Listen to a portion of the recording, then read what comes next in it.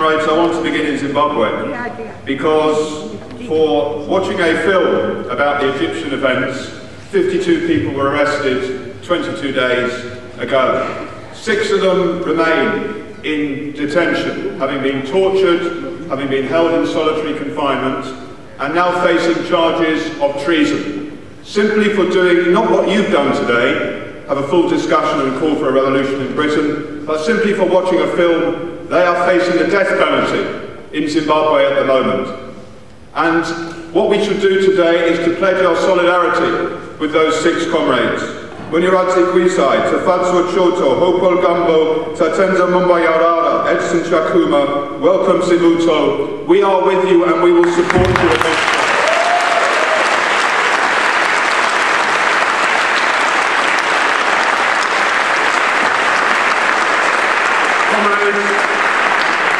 Across the globe, we face a very serious challenge in an attempt by the ruling classes of the world to make workers and peasants of the world pay the price for a crisis which they did not create.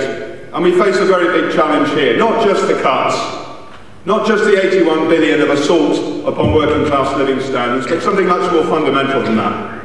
An attempt to transform British society in the interests of the rich and powerful, to strengthen capital and to weaken workers and to weaken welfare services in a fundamental way, through privatisation, through taking away council tenancies, through ramming through academies, for changing the whole shape and direction of education. A class project at the centre of what they are attempting to do out of this recession.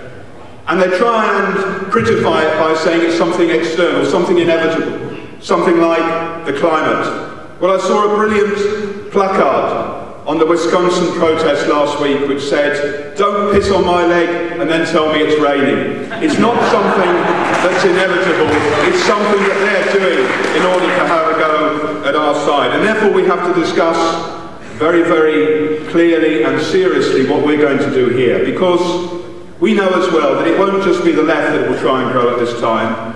It will be the fascists. It will be the people who blame Muslims. It will be the people who attack immigrants who attempt to grow at this time across the globe. And therefore we have to talk seriously about how we organise to make sure that it is our side that wins out and that it's our process that pushes towards revolution in Britain. We face that very big test, and we have to achieve a much higher level of resistance than we have at the moment. The students at the end of last year did it. They blazed a trail for others to follow. And the rest of us have to reach that height and higher than that in order to derail the ruling class project of Cameron and Clegg. And it's good the struggle has begun. It was good that Nottinghamshire council workers were out last week. It was good that the UCU is striking next week. It's good that there are important ballots happening in Tower Hamlets, in Doncaster, in Camden, and later in Birmingham. We won't need more of that sort of strikes. But it's also true that we need a much higher level of resistance. And the importance of the 26th of March, and why we have to throw everything into it over these last few days, is that this can be the lever which changes the level of confidence inside the working class in Britain. That we need to find a way to make people realise that you're not on your own when you're against the Tories and the Lib Dems. You are part of a mighty army which, if it's mobilised, can sweep these people out of office. And that's what the 26th of March has to be about.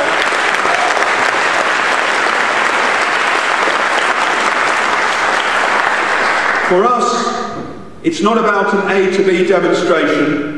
It's from mass demonstration to a general strike to bring down the government. That's what the 26th of March has to be. But it will mean nothing unless it is a genuinely huge demonstration, and all the indications are that it will be a very big demonstration indeed. But the difference we can make now in getting the last possible person to be on the transport and on the demonstration, and then to make the demonstration a militant demonstration, but also to run through it the argument that there has to be not simply something that happens on that day, but that also that when people go back from that demonstration, they are part of ambassadors for the idea of militant resistance in every community, in every workplace, and for coordinated strike action across Britain.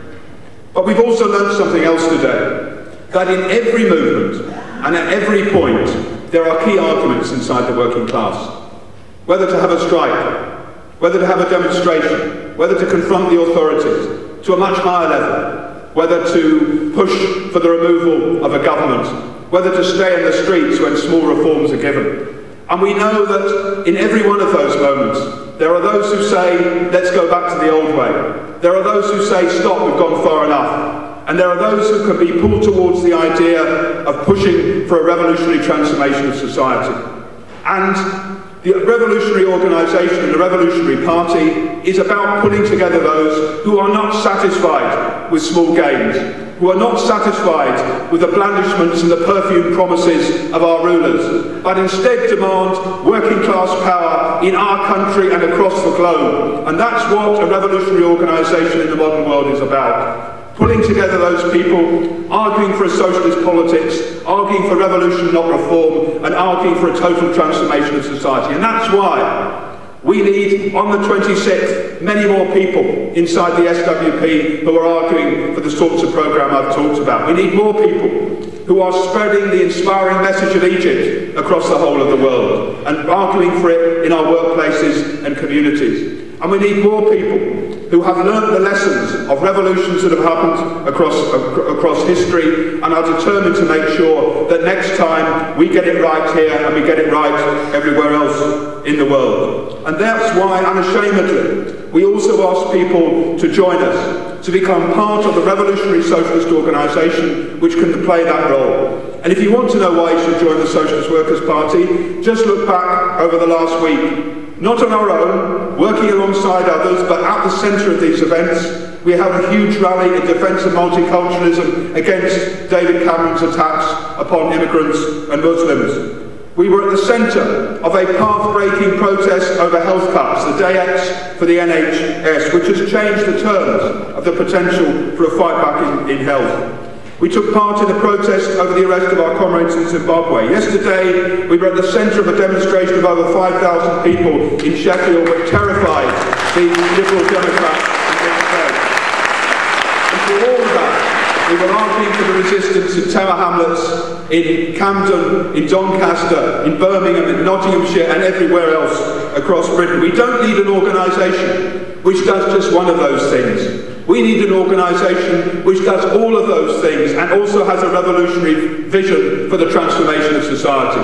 That's why we ask you to join us, to be part of building the 26th, to be part of battering back the racists and the Islamophobes, to be part of spreading the message from Egypt and Tunisia, to be part of standing with those fighting back against Gaddafi in Libya, but also against imperialist intervention in Libya, and above all else, to argue that capitalism means war and poverty, it means blood and filth, and we need a revolutionary organisation to be part of the leadership of overthrowing it and fighting for a decent world. Firstly, let's understand, there is not a nice or a nasty imperialism. There is a single imperialism which has been responsible for the slave trade, for colonialism, for the beggaring of the global south, for presiding over a system where 30,000 children under the age of 5 die every day from malnutrition and easily treatable diseases. That is the same imperialism which also carried out the wars in Iraq and Afghanistan, which continues to grind the poor across the world through debt repayments and 100 other means, and which exists to maintain its own class in power. That is the imperialism which now poses as the liberator of the Libyan people. It will not be it, and we cannot rely on it. And it doesn't mean that we are deaf and refusing to hear the calls from the Libyan people. It is that the only way that we believe it is possible to transform the situation in their interest is the deepening of a revolutionary process in the Middle East and North Africa and in Libya itself. That is the real solution. Our enemies stronger in power. The second point I want to make is that the ruling class we face is ruthless and extremely dangerous. What sort of leadership is it that places nuclear power stations in the place, in the country of the most common earthquakes in the world? What sort of leadership is it which has opened the possibility of an extraordinarily dangerous environmental catastrophe in Japan and much wider, simply because of its use of nuclear power in a completely unthinking and uncaring way. This is the ruling class that we face. A brutal ruling class which we have to find a way to stop people who will stop at nothing. And the only way we can do that is to act together, to act collectively. Each of us as individuals are important, and your individuals' decisions matter. But what we can do together is worth a great deal more. And when history hangs in the balance, it matters that there is sufficient weight put down on the side of revolution. That's why we have a party. That's why we ask you to join us. Be with us on the 24th and the 26th. Go back to your colleges and workplaces and argue for resistance, but also join the SWP to be part of the battle for socialism. Thank you.